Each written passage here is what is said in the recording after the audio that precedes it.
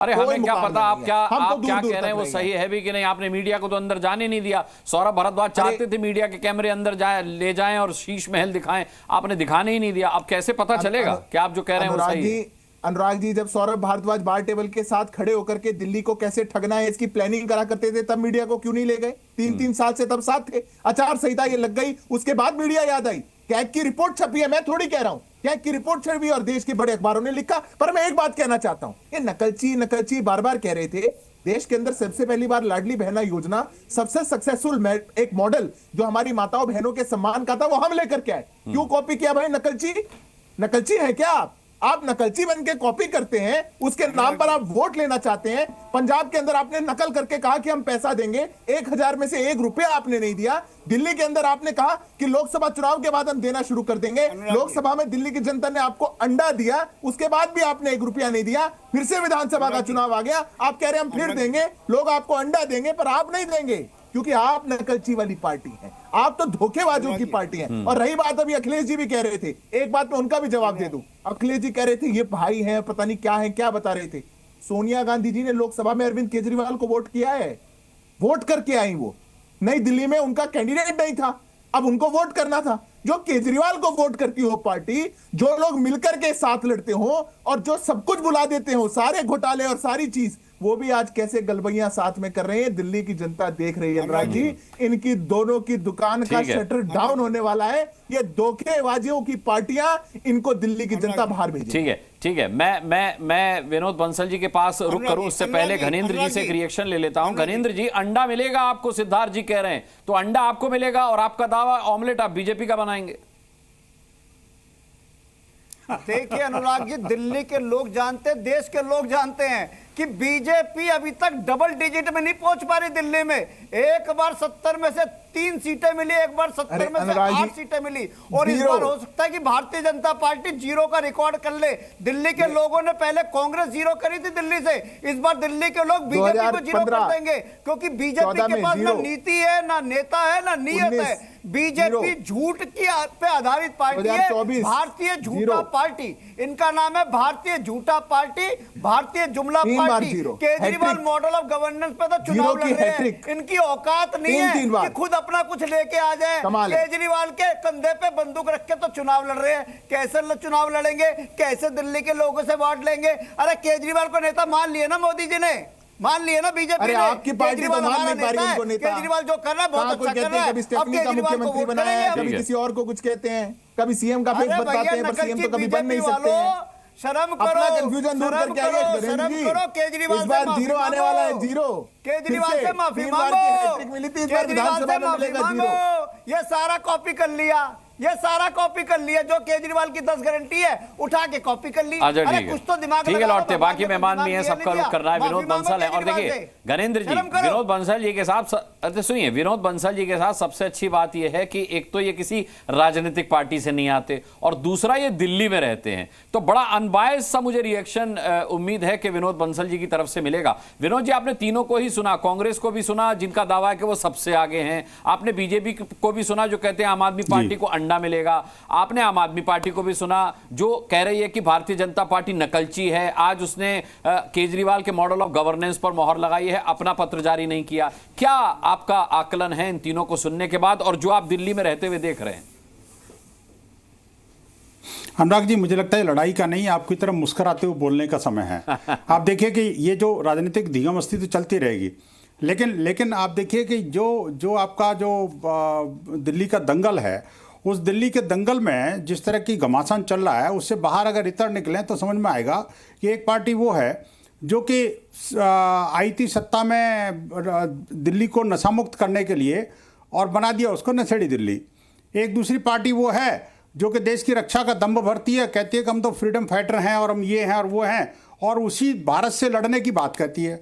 आप देखिए कि वो ये फाइट अगेंस्ट करप्शन होना चाहिए, फाइट अगेंस्ट एबिल होना चाहिए, ये तो फाइट अगेंस्ट नेशन करने जा रहे हैं। आप देखिए कि दोनों पार्टियों का गठबंधन देखिए आप, एक तरफ इंडी है तो दोनों तरफ उसकी भिंडियाँ हैं, और एक दूसरे की तरफ कभी ये ताली बजाते हैं और कभी वो गाली देने लग जाते हैं। समझ में नहीं आता। एक्चुअली दिल्ली की जनता भी कंफ्यूज है। वास्तव में देखा जाए तो ये नहीं पता लग रहा कि अनुराग जी कि कौन कितने पानी में है। ये दोनों की दोनों जो है ना जी, एक दूसरे को धींगा मस्ती तो करते हैं, लेकिन तीसरे टीपू सुल्तान है, वो दिल्ली में आकर के कभी उनसे गले लग जाते हैं, कभी उनसे गले लग जाते हैं। अब ये जो रायता फैलाने का जो सिलसिला है, दिल्ली से लेकर के वो कुंभ में फैलाने लग जाते हैं। आप सोचिए, बड़ी विचित्र स्थितियां देश की राजनीति की हैं। और कभी कभी ये तीनों के तीनों मिलकर के हाथ खड़े करके ऐसे खड़े हो जाते हैं, यानी आम आदमी पार्टी और कांग्रेस और वो जो समाजवादी पार्टी, और कभी कभी दोनों तीनों एक दूसरे को गाली देने लग जाते हैं। अच्छा, तो लेकिन विनोद जी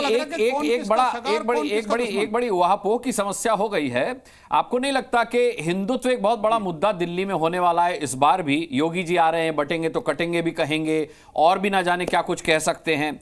लेकिन सवाल यह है कि जिस तरीके से आम आदमी पार्टी ने पुजारी ग्रंथि योजना लागू की, और अब खबर है कि राहुल जी और प्रियंका जी प्रयागराज जाएंगे, महाकुंभ में डुबकी लगाएंगे, आपको लगता नहीं कि बीजेपी के हिंदुत्व के एजेंडे पर संकट भी आ सकता है इन दोनों ही बातों से?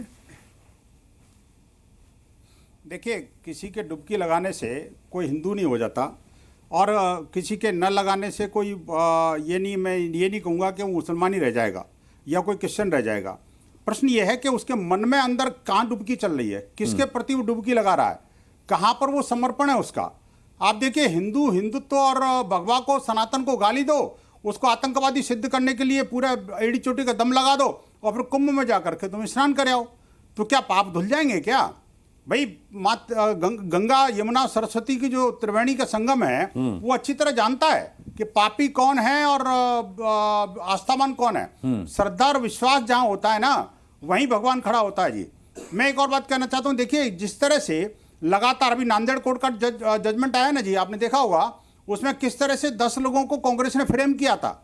और अभी ये जो कासगंज का डिसीजन आया, वो कासगंज के एनआईए कोर्ट ने तो बड़े जबरदस्त टिप्पणी की है। अनुराग जी, आपको ध्यान होगा, उन्होंने कहा है कि भाई देश के अंदर आधे दर्जन से ज्यादा देश और विदेशी ऐसे एनजीओज हैं जो कि ऐसे कल्प्रिट को, जो हिंदू द्रोही एक्ट में संलग्न रहते हैं, आतंकवादी गतिविधियों में संलग्न रहते हैं, उनको प्रोटेक्ट करने का काम, प्रमोट करने का काम, उनको लीगल और फाइनेंशियल एड देने का काम करती है। और वो उन सब में बेसिकली देखा जाए तो यही सब पार्टियां हैं जो कि उनको प्रत्यक्ष परोक्ष रूप से करती हैं। अब दिल्ली को बांग्लादेशियों का, रोहिंग्याओं का अड्डा बनाने वाले कौन है भाई? कौन नहीं जानता भाई? किसी को पूछने की आवश्यकता है क्या? मैं कहना चाहता हूं, आखिरकार दिल्ली को, ये जो आतंकवादियों को और जो दिल्ली में जो अतिवादियों को प्रसर देने का काम कौन करता है? किसी से पूछने की आवश्यकता थोड़ी है। अभी गणेंद्र जी जो है बीजेपी का पत्र दिखा रहे हैं, फिर वो हरदीप पुरी का ट्वीट दिखाने लगेंगे जब आप रोहिंग्याओं की और बांग्लादेशियों की बात करेंगे। मैं बता रहा हूं, देखिए हरदीप पुरी के जो ट्वीट का विरोध हमने भी किया था, तो तुरंत उसके बाद मंत्रालय ने उसका खंडन किया कि नहीं, गलत है, हम ऐसा नहीं करने जा रहे। लेकिन उसके बावजूद क्योंकि झूठ परोसना और झूठ को लेकर चलना इनकी नियति बन गई है, तो उसमें कोई क्या करेगा अनुराग जी? मैं कहना चाहता हूं, देखिए ये दंगल जो है राजनीति का दंगल होना चाहिए, न के शब्द जाल का दंगल, न के हिंसा का दंगल। ये देश की राजधानी है, देश की राजधानी के अंदर आप देखिएगा किस तरह से राज्य के मुख्यमंत्री जाकर के और गौ हत्यारों को जाके 1-1 करोड़ रुपए दे के आते हैं। कोविड में जब मुसलमान मारा जाता है, मैं लौटता हूं विनोद जी आपके पास, मैं लौटता हूं। अब्दुल हामिद नोमानी साहब हमारे साथ हैं, उनका मैं रुख करूं उससे पहले अखिलेश प्रताप सिंह जी से एक छोटा सा रिएक्शन, और वो कुछ कहना भी चाह रहे हैं। अखिलेश जी, मुझे ये बताइए कि आपको नहीं लगता दिल्ली की जनता कंफ्यूज होगी? आप विसिल ब्लोअर थे शराब नीति के, लिकर पॉलिसी के, उसके बाद आपने लोकसभा चुनाव में उसी आम आदमी पार्टी से हाथ मिलाया और आप नानुकुर कर रहे हैं, अब आप उनके खिलाफ मैदान में हैं। इससे आपको नहीं लगता कि कांग्रेस की स्थिति दिल्ली के वोटर्स के बीच में खराब हुई है? कहीं पर निगाह, देखिए जनता बहुत समझदार है, दिल्ली की जनता समझ चुकी है, वो जान रही है कि शीला दीक्षित वाली ही कांग्रेस की सरकार दिल्ली में कुछ कर सकती है, वही करेगी। ये अभी विवेक बंसल जी ज्ञान दे रहे थे, विनोद बंसल, एक मोहन जी भागवत जी हैं, हाँ विनोद बंसल जी ज्ञान दे रहे थे, बताते हैं अपने आप को हिंदू बताते हैं। मोहन भागवत कहते हैं कि अयोध्या में राम से, अरे रुक जा बीच में नहीं, अभी मैं, अरे रुक जाइए पहले, बीच में नहीं, अभी पूछ, आप जरा ये बता दें, आप जरा ये बता दें सनातन का लक्षण क्या है?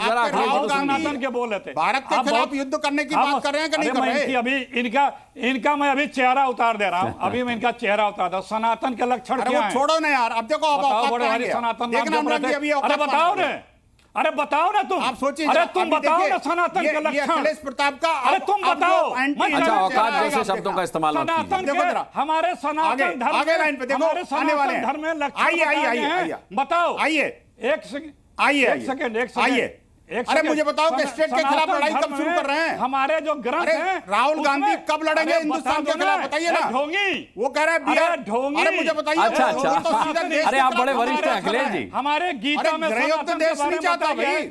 सुनिए सुनिए, दिल्ली की जनता आप बड़े गृहयुद्ध वरिष्ठ हैं, नहीं आपको करने देखकर देगी। तो विनोद बंसल आप सोच प्रवक्ता रहे हैं बने, कि आप भारत इस तरीके की के शब्दों खिलाफ का युद्ध इस्तेमाल कर मत लेंगे। कीजिए। म्यूट करिए इनको, म्यूट करिए।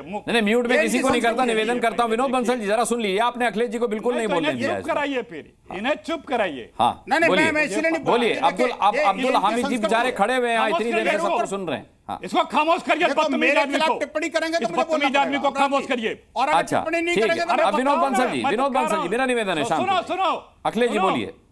सुनो, सनातन धर्म की परिभाषा हमारे शास्त्रों में, कई शास्त्रों में बताई गई है। ये एक शास्त्र को कोट करके बता दे तो मैं जानूं। ये भ्रष्ट आदमी को सिर्फ अरे, मार्केटिंग करते हैं ये सब। ये ज्ञानी ये आ गिना गए। नहीं सकता गीता में। गीता का कृष्ण न के न ये ज्ञानी देखो मनुस्मृति आगे। का बता सकता है, न वाल्मीकि रामायण का बता इटालियन सकता है, माताजी ने न क्या- गीता का बता सकता है, अरे, न अब- भगवद, ये कुछ नहीं अनुराग जी बता देखो, सकता। अब यहाँ सिर्फ कांग्रेस- गाली देने आता है ये आदमी। कांग्रेस हो गई है। ये देश के लोगों का एक कांग्रेस बीच में फिर धर्मगुरु बोला हो ये गई, आदमी, देखो ना। बदतमीज ये आदमी। देखो, ना, अच्छा अच्छा अच्छा, खामोश रहो। नहीं, इस तरीके से खामोश नहीं, रहो। आप उन पर व्यक्तिगत हमला कर रहे हैं, इसलिए विनोद बंसल को मैं कैसे चुप अरे, कराऊं, बताइए। ये वाह। अरे सुनिए सुनिए, ये इसकी कलाई देखिए, खोल रहा हूं। देखिए, ये व्यक्ति अपने अनुराग आप को जी, देखिए, सनातन ये पे इनकी बहस संस्कृति करता है, ये इसको देश पता के नहीं है ऊपर हमला करने वाले लोग सनातन अच्छा, धर्म ठीक की है। परिभाषा नहीं तो क्या बता फर्क पाएगा पड़ना है? ये।